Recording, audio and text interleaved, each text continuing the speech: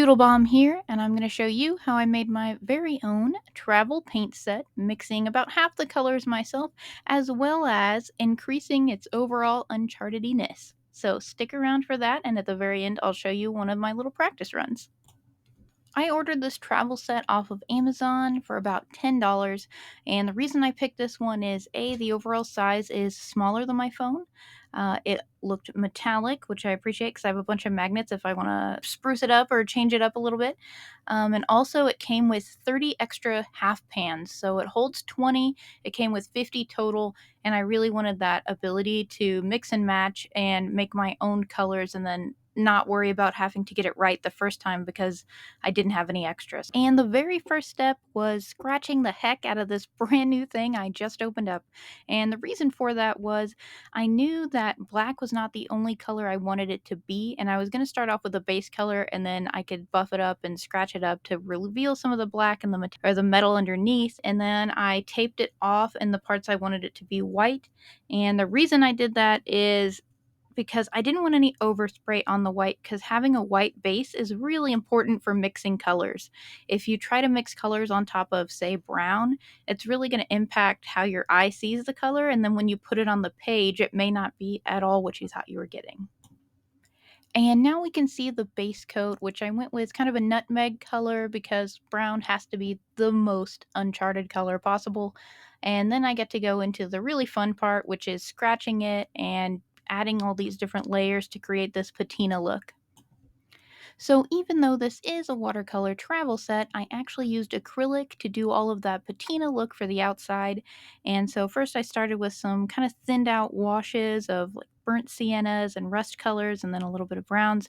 And then I also went in with a dry brush and kind of did this stippling type, just almost like smashing the brush on it. And that kind of got me that little bit of texture to look like rust and grit and all the good stuff that patina is and all the things that make me think Uncharted and travel and rugged swashbuckling adventures.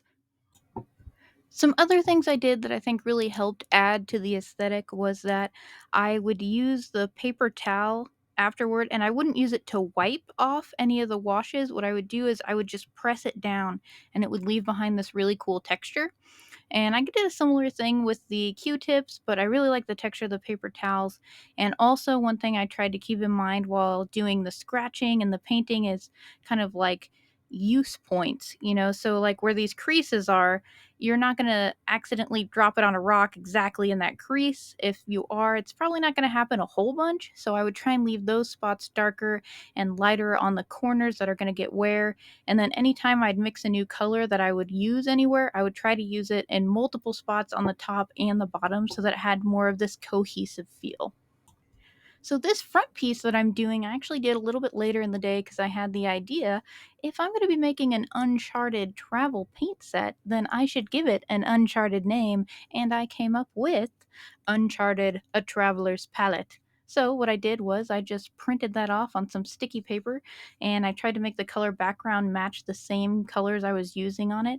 And so what I did was I put down a little fresh layer of paint and then I squished that label in and then I flicked a little bit more paint on top of it to help it blur into space and not stick out so much. And here we can see the final outside result after several coats of clear coat to try and protect and preserve the patina, as ironic as that sounds. And I'm getting ready to put in all the paints I mixed, which I actually ended up completely hating and remixing again later. So if you look here, you can see how dried and cracked and awful they are, and they kind of came out that way and then they got worse as they dried. And also, on top of that, after rehydrating them a bit, to use them as watercolors, they just didn't have enough pigment. If you look at that sheet of paper I have, the top half is this colored set, and the bottom half is from a set I bought that was a decent quality. It's a little too large for travel, which is why I was trying to make this smaller set. And definitely, it is worth investing in a better set of tubed watercolors if you're going through the time to mix your own pans and make those colors that you want. For instance, I was going to do architecture painting, so I wanted more browns. And so it's really worth investing in a better set of the tube paints that you can mix ahead of time, let dry properly before you go, and then when you rehydrate them, they still have that strong pigment that this original set just doesn't have. I ended up making about 8 variations of browns and grays, kind of mixing between complementary colors, right? So, like red and green or orange and blue. And those gave me a pretty good variety that I could kind of come up with the right colors I wanted to be painting architecture or bridges or roads or, ancienty looking things like that. After letting the paints dry out for a couple days, it was ready to take on the road and see how it did. My kit consists of the Watercolor Uncharted A Traveler's Palette, some brushes that are short-handled so they're easy to stow away, a handkerchief for cleanup, and a little pot that actually seals and does not leak, and that's about it.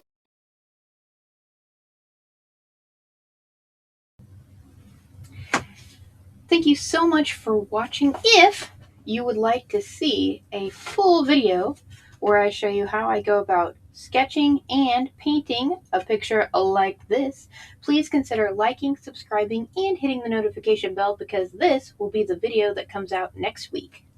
Anyway, thank you guys so much, and I will see you on the next one.